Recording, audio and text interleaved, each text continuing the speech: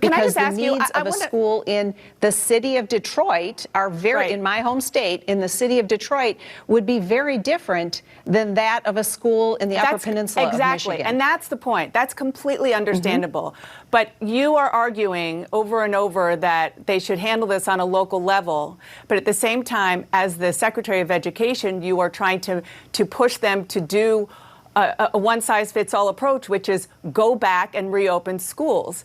You can't have it both ways. So what you just heard there was CNN's Dana Bash absolutely grilling Trump Education Secretary Betsy DeVos over the Trump administration's cruel plan to force children back to school in the fall, whether or not it's safe for those children, teachers, and everyone else. That's the Trump administration's plan. Now, Betsy DeVos, in the rest of this interview and in the clip I showed you, is trying to speak out of both sides of her mouth.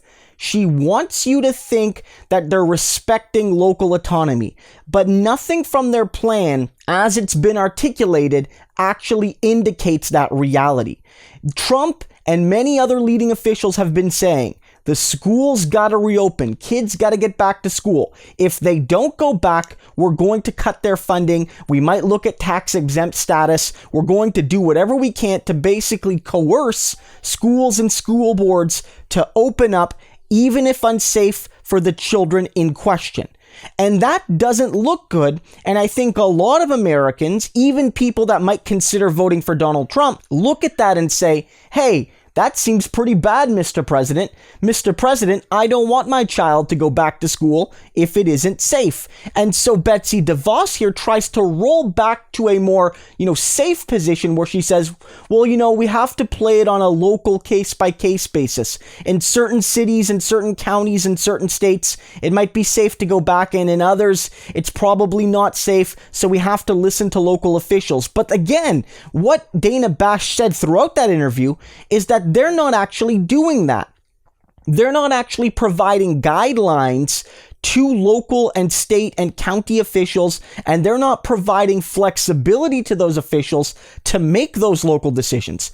What Betsy DeVos and Donald Trump have been saying all along is that the kids got to go back, or we're going to financially punish their schools. We're going to financially punish the school boards, the districts, what have you, because we need them back at school. And again, this is not about education, because in some cases, some of these schools have said, well, what if we do hybrid virtual options? And Trump has largely slammed those options down, saying he physically needs the kids back in school. And again, it's not about education. Can you guess what it's about? It's about warehousing children so that parents and guardians can go back to work in unsafe, poorly paid conditions to help recreate this economic boom Donald Trump needs to see before November. That's what this is all about. Donald Trump, billionaires, corporate capitalists, they need workers back at their jobs to resume the exploitation and to resume a situation where Donald Trump can say, look, the economy struggled in the summer, but it's gone up 5% in October and 5% in September, or what have you, and therefore be able to say, look, I had the best quarter in modern American history, even as millions of Americans suffer, even as children go back to school in unsafe conditions, can't effectively learn. That's what this is about. He wants to sacrifice children, parents, teachers, everyone else to his economy and his re-election chances. And so they're withholding funding. They're doing what they can. And don't think that they won't encourage local Republican officials to withhold funding from schools that don't open. And that will be even more devastating, because the more local you go, the more you get educational funding from those officials. So the federal cuts might be manageable, local and state cuts much less so. So look to see if Trump pushes Republican leaders to do the same more locally. And that's what this is all about.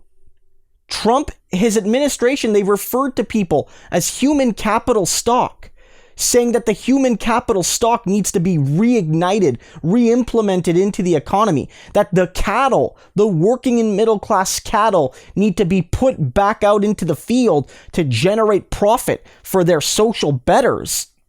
And they're sitting around doing nothing, being lazy right now. And the only way you can bring the workers back, even if it's unsafe to do so, especially in Florida, Arizona, Texas, etc., the only way is if kids go back. If daycares and schools aren't open, parents can't go back. At least a lot of parents can't go back. And so this has never been about education for DeVos or Trump. This whole interview really underlines the fact that they want you to think that they're respecting officials with their words, but in their deeds, they're making it very clear. We need you to sacrifice yourself and your children to the economy. If you don't, we will punish your educational futures. What a cruel, monstrous response from this administration.